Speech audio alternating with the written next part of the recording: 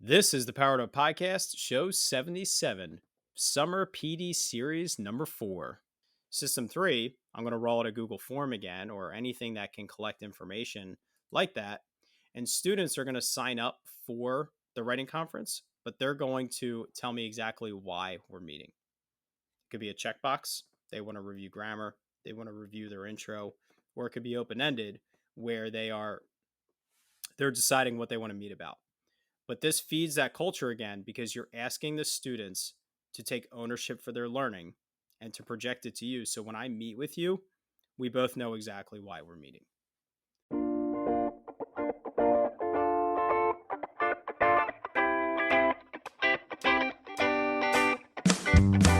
Welcome to a real-world education with insight and advice from teachers in the game, where current and former educators reveal what truly sets apart the great teachers and what it takes to make a positive impact on students. Whether you're in pre-service learning, new to the game, or a seasoned veteran, this is the show for you. You'll leave feeling inspired to take action because we are powering education by empowering you.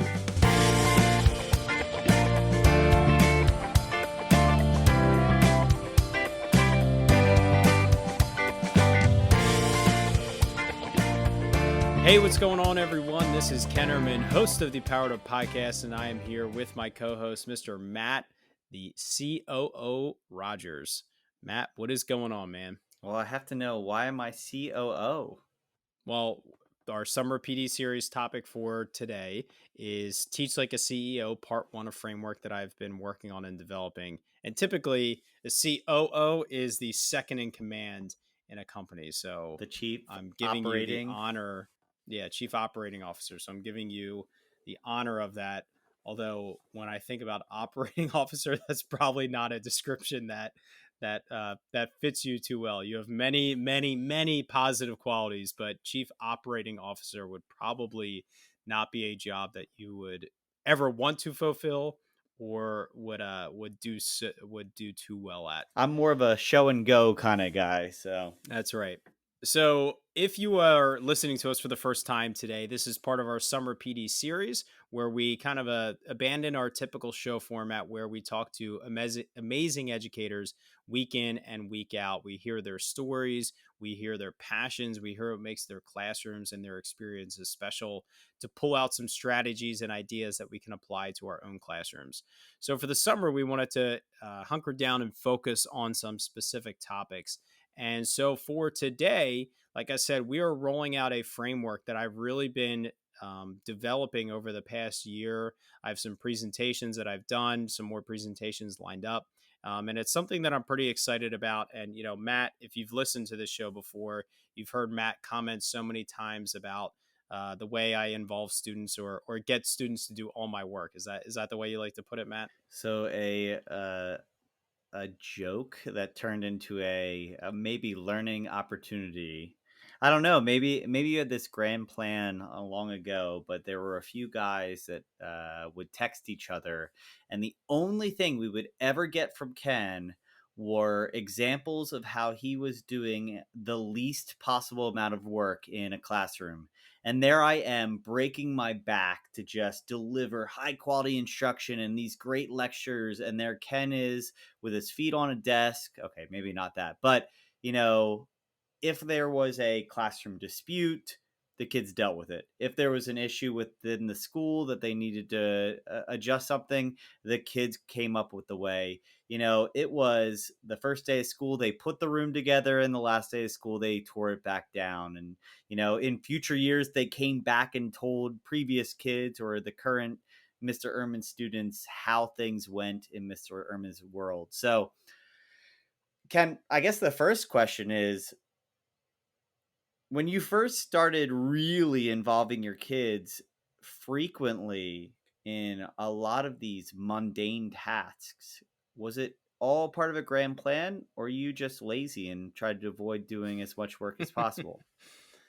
So I would love to say that I'm lazy, but as you know, that is not my personality at all. Uh, I don't know that it was a grand plan, but it was something that snowballed year in and year out, day in and day out. And I realized that if I truly wanted to engage my students, if I truly wanted to set them up for a lifetime of success when they're 11 years old as fifth graders, where I spent a primary amount of my career, I wanted them to work. I wanted them to work hard when they were with me, but love what they were doing and feel empowered by doing so. And so I was constantly trying to find ways to leverage student centered learning. And this is not an exaggeration, but my first year I did math centers. Come to find out, year 7 or 8 of my career, that I was doing daily 3, which I'd never even heard of, but it was a model that I was using. And all of the ways that my instructional approach transformed was constantly about, like I said, involving the students as much as possible in the learning and the decision making process. And I think through the journey of this podcast, constantly having this conversation with you, I realized that I was putting together frameworks and systems that was really maximizing these opportunities. And this is kind of where the teach like a CEO mentality and framework came out for me. So just to introduce it real quick, and then we can jump into it more. But it's the idea that it's a framework for teachers K to 12 to really develop holistic student centered learning. And it's a way to look beyond the transformation of a single lesson. We constantly hear, stop being a sage on the stage and be a guide on the side. Well, if you just say, okay, tomorrow I'm not going to lecture and I'm going to have my students lead themselves, it probably won't go super well. It's still a good, positive forward step, but there's so much more to that in order for your students and yourself to feel successful in that environment. Even the ways these like read workshops and math workshops kind of encourage that student centered learning, there's a lot of holes in it, in my opinion. And so this CEO framework, it stands for 3 things. Culture of learning is the C, empowering learning experiences is the E, and operations for classroom management is the O. And when you look at this holistic approach, you'll be able to develop a much more successful model for incorporating student centered learning. So, what I want to do with part 1 tonight is focus on the C, the culture of learning. And so, this is where you hopefully create an environment where students truly value learning in your classroom. So, Matt, any questions about that initial description of it, or something that I went through too fast? This podcast is a proud member of the Teach Better Podcast Network. Better today, better tomorrow, and the podcast to get you there. You can find out more at teachbetter.com/podcasts. Now let's get back to the episode. Well, the only thing that I'm envisioning is a kid coming into your classroom for the first time, and Ken in a business suit as an actual CEO yelling at the kids, demanding better out of them. So I appreciate that the CEO does not mean a business CEO. And I think the 3 pillars of this title are really important. I'm excited about that conversation. But we've had 70 some episodes together at this point. And what's fascinating about what we're going to launch into in these next 3 episodes is, systems, which I know you're huge on, and frameworks that can go many directions, but we'll use 2 as the easy way to look at it. You either fully commit, and fully committing is giving up a lot of control and doing a lot of the work ahead of time, which makes the in-class experience better and honestly more frustrating for the kids if they're not following the procedures. Or you attempt this and you fall apart and you're not actually giving up control, which means you're just sabotaging your own experience. And what I've enjoyed through this podcast and prep into these 3 sessions is, realistically, Ken, you've been writing this maybe book for months and years with different examples. So the fact that we get to break it down and really focus on sizable change that actually leads to a difference in a classroom, this is a recipe. Educators out there, this is a recipe that embodies what we are claimed to emphasize as educational teachers. You know, how do we make the students the hardest working in the classroom? How do you turn the responsibility so that they're learning soft skills instead of just memorizing rote learning facts? How do you create an opportunity to build a culture in your room that is dependent on each other, and they are not dependent on you to answer questions that you shouldn't need to answer? It is the embodiment, and hopefully through these next three kind of listens, we dive into how you can bring it into your own classroom. Because I'm going to be honest, Ken, I've done plenty of episodes. I can't wait for you to explicitly tell me about this so that I can get my brain ready, because you've sold me that this is the framework and the system of success. Let's just dive into the nuts and bolts of how we make that a reality in our classrooms. Absolutely. So we talked about the CEO and what those three pieces stand for, and that being a holistic approach. So it's a lot of it is going to center, and that E is going to center around the lesson itself. And a lot of these are going to center around lessons themselves, but it's looking at those different capacities. But the other thing is kind of putting it on like a three-tier scale. And what I want to make clear is I'm not saying any of this is about being a great teacher or being great with instruction, but it's about how to build capacity for student-centered learning. So on that three-tier scale as well, it's taking it from the teacher directing orders or directing learning to the teacher directing students to take some ownership. That's the middle tier, but the ultimate goal is systems are are generating the student effort, the student decision making, and the students doing that work.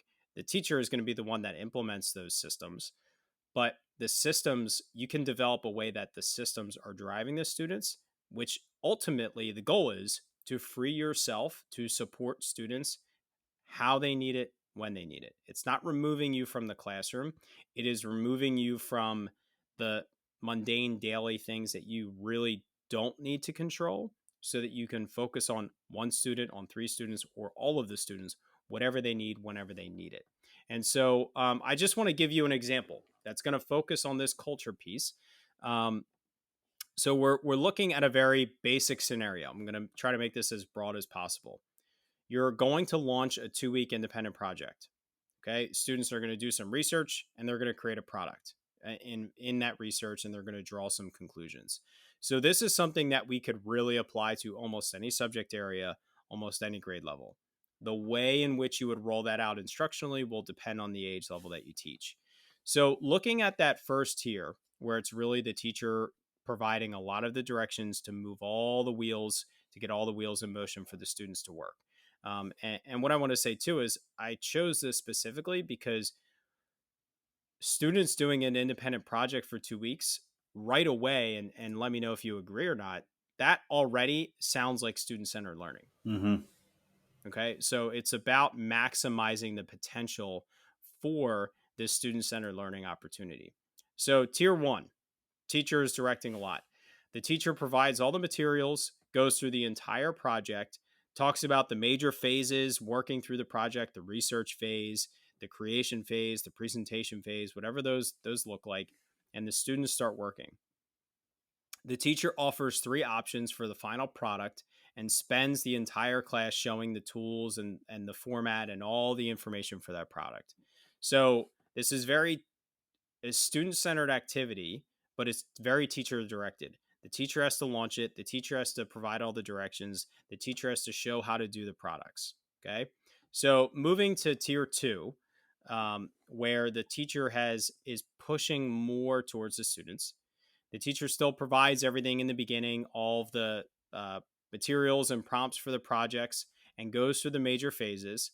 But in addition, the teacher screencasts the major phases. So when they complete a phase one, there's a screencast of what they do for phase two. The teacher, while the students are working, actively monitors the students. And so the teacher's walking around the room circulating and saying, okay, this student is on phase two, this one's on phase three. Let me meet with that student. Let me meet with this student. trying to actively monitor as much as possible to keep the students engaged and on successful progress. Again, the teacher offers three options for a final product. But again, to put more to the students, screencasts how to create these products, how to format it, how to present it, how to do all of those components.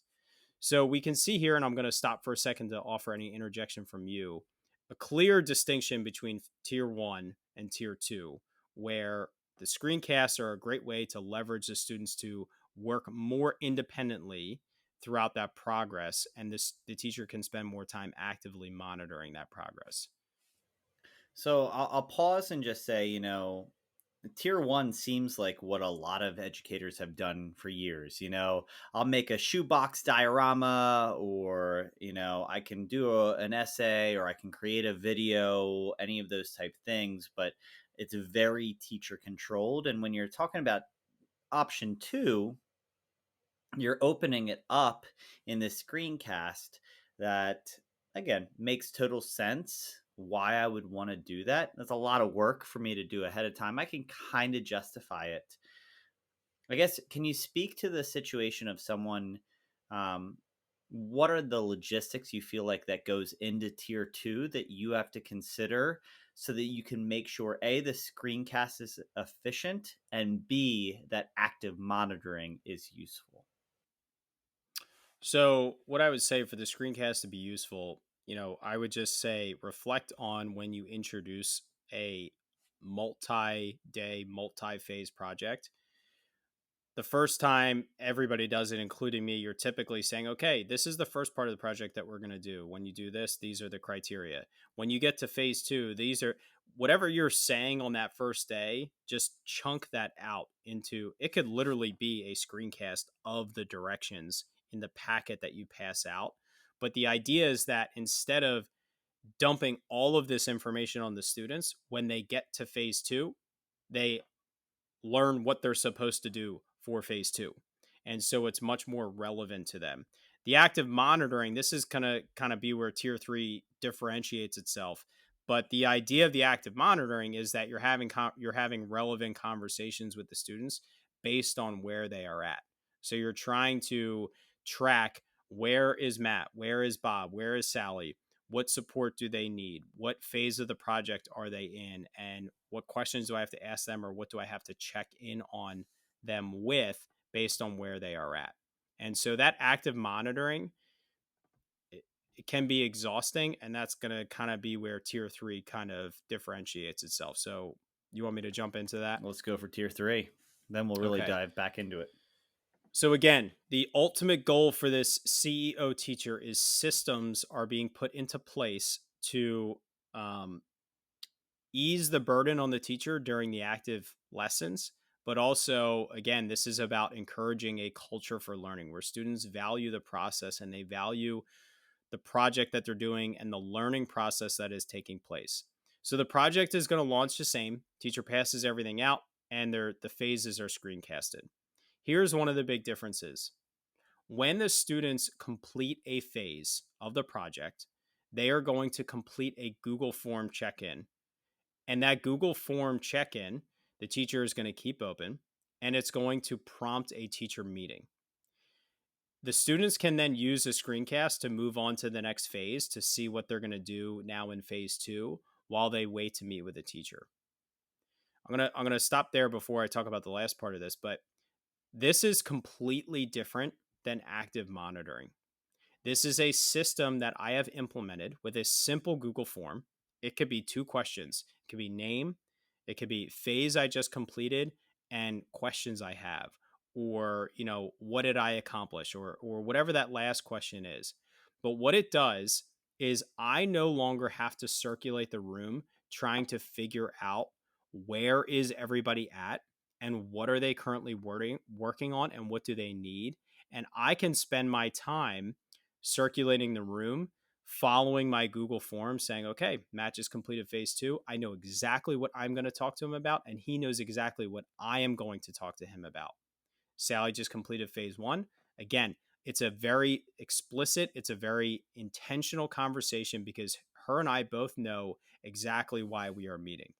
I can still actively monitor when I don't have anything queued up and I can see that, this student is clearly struggling. I can still use all of those good strategies that I have, but now I have a queued system that tells me who I need to meet with and exactly why I need to meet with them. I can check their progress on phase 2 and say, you know what?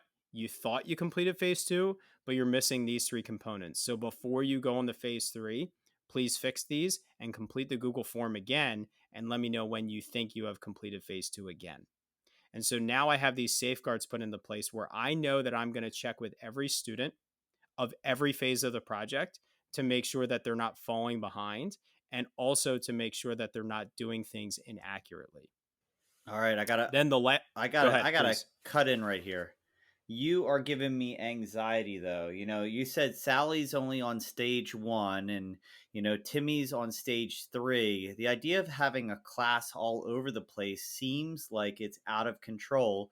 And as a control heavy teacher, that sounds like a nightmare. Why would that be a good idea? What am I going to do for Timmy who's done the project when Sally is, looking like she's going to need a month for this 2-week project? So, honestly, thank you for asking that. I think that's another benefit of the Google Form system because at the end of a day, when I have time to breathe, I can look at, if I'm an elementary teacher, I can look at my class list. If I'm a secondary teacher, I can look at period 2, I can look at period 3. I can look at the class and say, okay, all of these students have completed phase 1. These 3 still have not. The first thing I'm going to do tomorrow when I launch them to go into their independent work, I'm going to meet with these 3 students and I'm going to figure out how are they like one step away or are they nowhere close. I have a system to track student progress to keep everybody on pace. And I also have a safeguard to prevent my students from flying through the project. Because when you complete phase 1 or you complete phase 2, if I think you're going too fast, if I think you are skimming the surface and not going into as much depth as I think you have potential to do, I can tell you, you got to stop. You got to go back. And I want more out of phase 2 from you. And so maybe when I was describing it and I said like phase 1 and phase 3, you wouldn't really want that happening at the same time. Another big piece of a 2-week project, which is pretty long, is you set goals for the students. Hey, by day 4, you should be done phase 1. You don't have to be, but if you're close, you're on the right track. If you're past it, you're on the right track. By day 6, you should be done phase 2. Again, and that Google Form system is a way for me to track where they're at when I can breathe because I can look at that outside of the class time, not during the busyness and the chaos of when I'm trying to support all these students. The only other question I'm having, and maybe this is a better question for after we're done, is do you see something like this being more, formative or summative as an activity? Like, have they already learned and they're showcasing learning at the end through a research project? Hey, we studied food chains and food webs, so now you're going to research one food chain and, act it out or create a animation or something like that? Or are you saying, hey, here's a topic, I want you to go and do your own research and then teach the class about what you learned? To me, the beauty of it is it works for both. And that's a thing we won't be able to go through a ton of scenarios, but the beauty of this is a system for students to to submit their progress for an activity that extends multiple days. So whether it is a summative project where they are showcasing their learning over the course of 5 days, 8 days, whatever the project extends, or it's a project where they're exploring concepts and they have responsibilities to hit throughout those phases throughout, it truly doesn't matter. The key ingredient here is this, and it doesn't have to be a Google form, but this idea of the students are saying, hey, I'm completed this phase. I am requesting a meeting with you. And so they are understanding that there is value in the learning process, developing that culture of reflecting with someone and checking in with someone and also hitting those learning targets and those time products or those timestamps in terms of completing it. It almost sounds like a traditional college class almost. It's more safeguards or maybe secondary where it's, hey, you have this one big project and I'm going to chunk it with, by the end of this week, you must have this complete type scenario. You can have it done earlier in the week. You can work ahead, but at least we're going to go over this portion as a, hey, deadline, mini deadlines so that you are able to reach the final deadline by the time that it's actually due. You're absolutely right. I think it does sound like that. And in my opinion, that's unfortunate because we should be training and teaching students to think like that at a much younger age. And my biome project that I did with my students where they researched everything, they scripted everything, and they filmed those videos. I used this system for that because they were doing multiple biomes. That was a long-term project where they were exploring the content. And this was my way to make sure that everybody was staying on track and that they were fulfilling their expectations throughout that process. So the last piece of this to try to make it even more student-centered and build in more student choice. And this comes under the idea of some preconceived notions with things you've done prior in the year. Instead of saying these are the 3 products, you provide the students with a list of acceptable products that they could do. And these products can carry from project to project if you do multiple projects in your class. Presentation, movie, record a podcast, write a paper, whatever those things are. They have this kind of standard list of products that you have available in your class. But for this project and for every project, and this feeds into that culture, they have to justify why they are selecting the product. And that justification should not be because I like writing or because I like making presentations. It should be, I feel as though a presentation fits this project that we're doing because. So they're evaluating what they learned, what they curated in their research, and they're deciding on what product would best benefit this creation that they're going to make. And you can even add in one more layer. You can say, you can propose any product you want to me, but you have to justify why this would be successful and why we should add this to the list of acceptable products for our classroom. And so the other thing I'll add, I offered this to high school teachers this year, a group that I worked with, and one of the things they asked me is about, well, how do you do rubrics for this?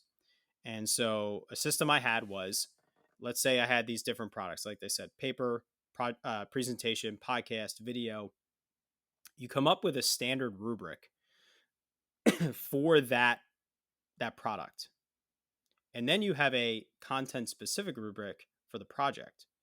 So you can have a rubric for a paper that's standard the entire year because there should be a set of standards that you expect for that.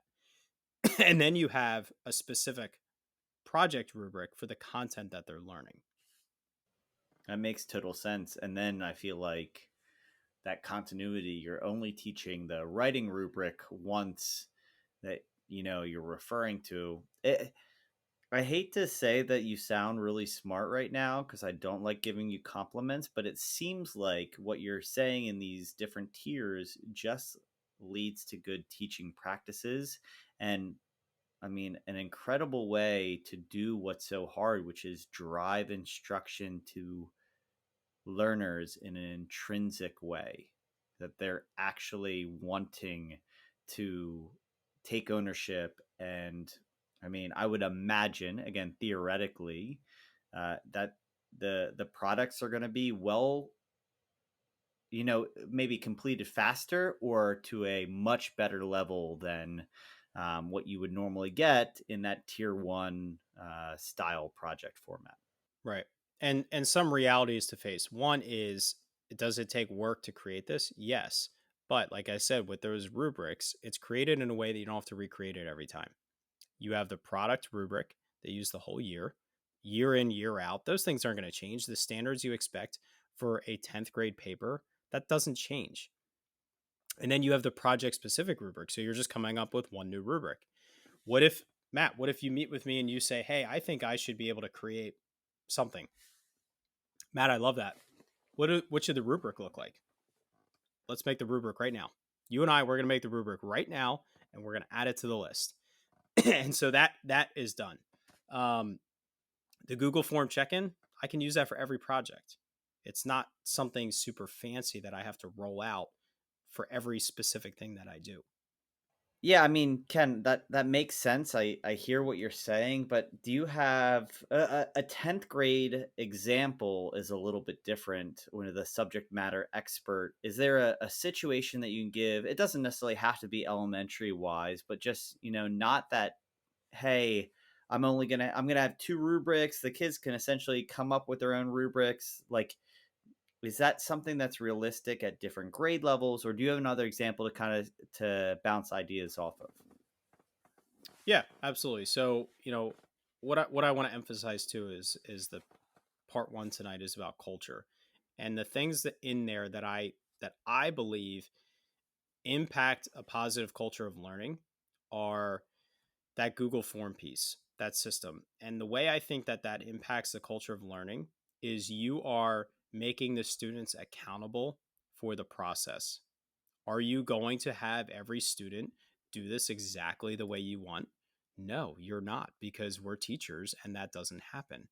But what's great about it is you have a system of accountability. So I can turn to you and say, Matt, why haven't you filled out the Google form at all so far? Oh, you're on phase three? We haven't met yet. Okay, that's going to happen. But again, it's a safeguard, it's a system in place where now I can have a purposeful conversation with you about why we need to meet and the purpose of those meetings. So again, it all feeds into that idea of culture. So another simpler example, you're doing peer writing or you're doing writing and you want to do conferences with students. Okay, you want to meet with them, you want to dissect their writing, and this could be for journal entries, it could be for long-term writing pieces. It doesn't matter what it's for. You want to meet and do writing conferences with your kids. Okay, so this is applicable to secondary as well as elementary. Tier one, I say, okay, today I'm going to meet with, and I list 5 students, and I'm going to meet with them, and I'm going to do writing conferences with them. Totally teacher directed in terms of why the meeting is happening and when the meeting is happening. Tier two, the students maybe sign up on the whiteboard, sign up somehow to say that they're ready for a writing conference. Okay. I'm going to have a system in place where I check off names as I meet with them to make sure that I am meeting with all my students. But the students are taking a little bit more ownership in signing up to be ready for that writing conference. System three, I'm going to roll out a Google form again or anything that can collect information like that. And students are going to sign up for the writing conference, but they're going to tell me exactly why we're meeting. It could be a checkbox. They want to review grammar. They want to review their intro, or it could be open-ended where they're deciding what they want to meet about. But this feeds that culture again because you're asking the students to take ownership for their learning and to project it to you. So when I meet with you, we both know exactly why we're meeting.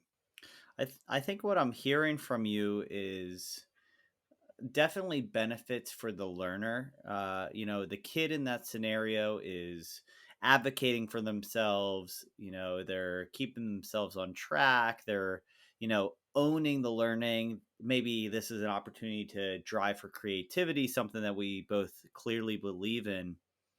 Can you kind of circle back and just say, why, as a teacher, would I want that? Like, what is your experience to say, oh man, like this is worth all that effort to put in there, that actually translates to a change in your educational experience?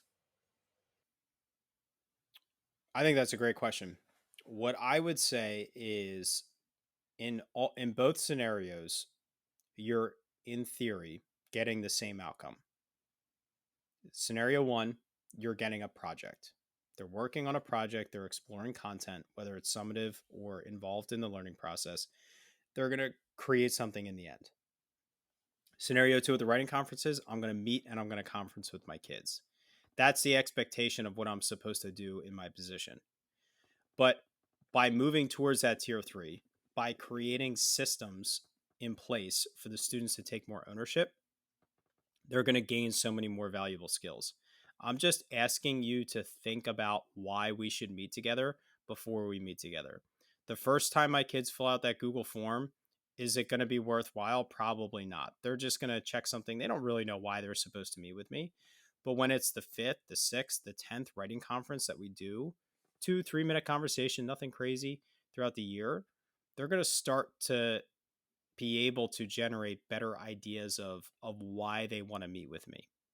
And so I'm just simply asking them to own the learning process a little bit more, develop a little bit more intrinsic motivation, and still accomplish the same instructional goals that I was going to accomplish if I owned and directed the entire learning process for everybody. And that's what I truly think was always my passion about student-centered learning is I can accomplish the same instructional goals, but I can get so much more out of the kids and build so much more motivation, work ethic, all the 4 C's, all of those other things while still accomplishing the same instructional goals that I always had. So I see this working. You've referenced 10th grade. I could see it working in the high school environment. I could even see it in block scheduling in a middle school environment.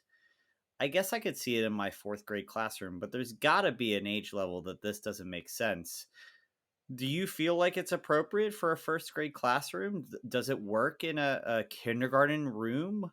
Or, would you only reserve, we'll say, the cultural learning side of, systems um, for, a 3rd through 12th classroom? I think as they progress in age, you're going to be able to get more out of them. But I truly believe that any student, any aged child can be asked to do more. They can be asked to be involved in the learning process more. They can be asked to do a little bit more and have a little bit less directed for them.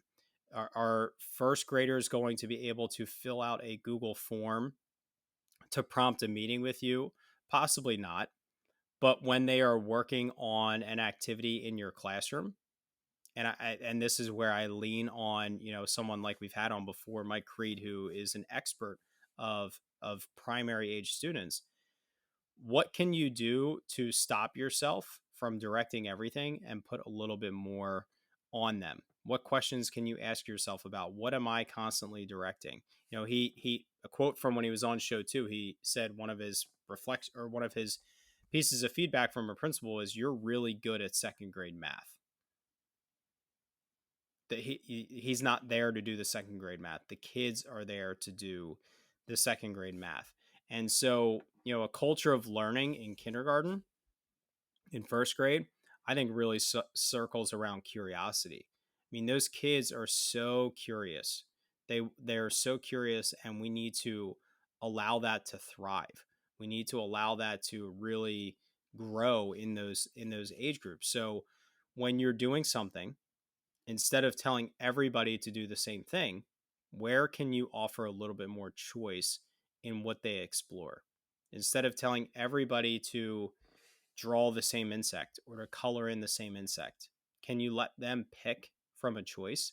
Can you let them tell you what insect they already are interested in learning about or coloring or doing something with, so that they are fueling that curiosity that they already intrinsically have? And so, those frameworks, as you dwindle down towards the primary ages, are going to change. But the idea is that you are doing something to build a system in place to allow the students to have more ownership in the learning process. All right, I guess that makes sense. I mean, I feel like what I'm hearing is, the system can look different, the structure can look different, it can be more realistic, but we hear all the times that we set expectations for kids that they often can exceed, but because we've set the expectations lower than they should be, we never see them reach their full potential. So it does seem like the cultural learning portion of Teach Like a CEO is, that mix of all good teaching practices. You're not necessarily talking about curriculum, you're not necessarily focusing on other responsibilities. It's just, what does that classroom look like, and how are you empowering kids to um, just kind of live in an environment of that curiosity and maintain that thirst for learning. I guess the last question I have, and you're welcome to go into any realm you would like to, is you talk about these different tiers.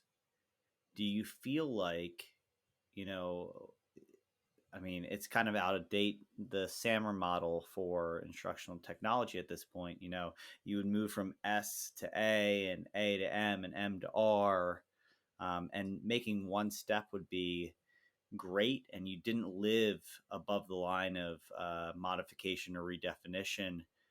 Do you feel like the same applies for your tier one, tier two, tier three, which I would challenge you to almost name and say, hey, I'm striving for this level in these different tiers. But what is that healthy balance of what you're striving for throughout the efforts of the tiered process of instruction? I can see myself right now, you know, reflecting and be like, oh, I only really got to that tier two process, or we did tier three and then I kind of got cold feet and I backed down to tier two. So what is your expectation of how much living do you do in tier one, tier two, and tier three in a school year? So to compare it to the Samurai model, I think it's very different, and this is all still new to me. So I'm still trying to build out this framework for myself. To the ultimate goal is to help systemize what I used to do without realizing I was doing it. And so to answer your question, I think it's more of a progression. So we want to strive to create opportunities where, taking this 2 week project example, instead of lecturing for 2 weeks about content, I'm going to allow my students to explore the content. Maybe they do different facets of it, or I give them some choice in which pieces they explore. So they're going to explore the standards instead of me lecturing the standards for 2 weeks. That is a huge positive jump in student centered learning. That is a huge stride forward. Now that you have taken that huge step, it's another progression. Like I said, tier one, you're kind of barking out all the orders. Barking is a bad term, but you're giving out all of the directions because it's new and that's the easiest way. Then you do it again and you maybe dabble in some screencasts. You do it again and you start to systemize with this Google form check in. I think it's a progression model where as you build more student centered learning, which is going to fuel a culture of learning, then you start to reflect and say, okay, what am I doing that I don't have to do? What am I doing that is taking away from me to be able to support more students? Because that's the goal, is to not so that you can sit at your desk with your feet up, like you said. It's so that you can help more students effectively. And that's the ultimate goal of teaching like a CEO, is to free yourself from things that you truly don't need to waste your time with. And so I think it's kind of a progression where as you instruct in this style, you find more pieces that you don't need to do, that you could proactively do a screencast, that you could systemize with Google form check-ins or these other ways to, even just simple things of kids write their name on the board when they're ready to meet with you. That's a system. That's a simple system. You don't even need a Google form. It's not as organized, but it's a good system. And so you start to find ways to do that, to allow yourself to support more students in a more organized way. And so I don't think it's about like floating back and forth. I think it's about naturally progressing yourself the more and the more comfortable you get in that environment. That makes sense. I like it. I like how we're getting off on this, and I do believe that this is again, you are, if I got to do your introduction, you would be Ken the System Ermin or something to that effect, because I know that you put a lot of emphasis in creating systems ahead of time, that when they have the opportunity to be successful, it's a redirection as opposed to a scramble. And that's why you're in the position you're in, and why you get the chance to advise other teachers all the time. Mm-hmm. I appreciate that. And the thing I'll say, I thought of this primary example as we were talking here. A simple system that fuels, I believe, a culture for learning. I think supporting peers is a part of a culture for learning. You're doing arts and crafts activity, and there's something challenging to cut out. You have 4 kids in your class that are really good at cutting, and someone asks you, "Hey, can you cut this piece?" No, go ask Jimmy. He's really good at cutting. He's really good at cutting the pumpkins out, and that fuels a culture where they're leaning on each other. And now you can spend your time doing something that's more important than cutting pumpkins for kids, which they do need, but do they need it from you? And that's kind of the point of, do they need this from me? And when they don't need it from us, we are then spending more of our time doing the professional things that they do need from us to succeed in our classrooms. And so that's the ultimate goal. So, Matt, thank you for listening. Thank you for helping me kind of brainstorm this out even more and develop this. I'm excited to do part 2 and part 3 as we jump into the next pieces. Thank you everyone for listening. If you have not already, please subscribe to our podcast on YouTube or whatever platform you listen to us on. Share this out with educators so they can learn and they can grow, and we can learn and grow. Leave us a rating and review on Apple Podcasts if you have not done so we can find more educators. Please continue to join us on our summer PD series journey. And next week, we will jump into Teaching Like a CEO, part 2. So, Mr. Rogers, why don't you take us on out of here? I'll also say, if you have any questions about part 1, make sure to reach out to Ken directly, because I know you're Yes. formulating these ideas as, a framework that I think could change, or at least give the roadmap for a classroom that a lot of us would love to have, but one that we would appreciate leaning into a structure for. So thanks for your efforts to get this all put together, and I look forward to phase 2 and phase 3. But Ken, I think you left us feeling powered up, so we can now power down and get ready for the next episode. We'll talk to you guys soon.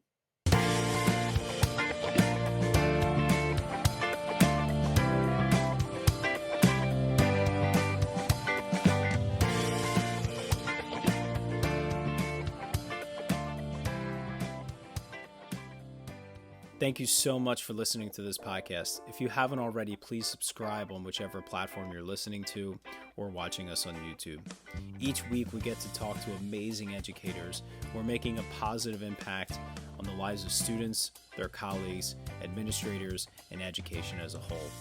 It's been such a privilege every week to be able to talk to these incredible individuals, learn from them, grow with them, and better myself and all of education through these conversations. If you haven't already, please consider sharing this with a colleague, someone who can benefit and be powered up from the experience of listening to these incredible conversations. Because of Powered Up, we are powering education by empowering you.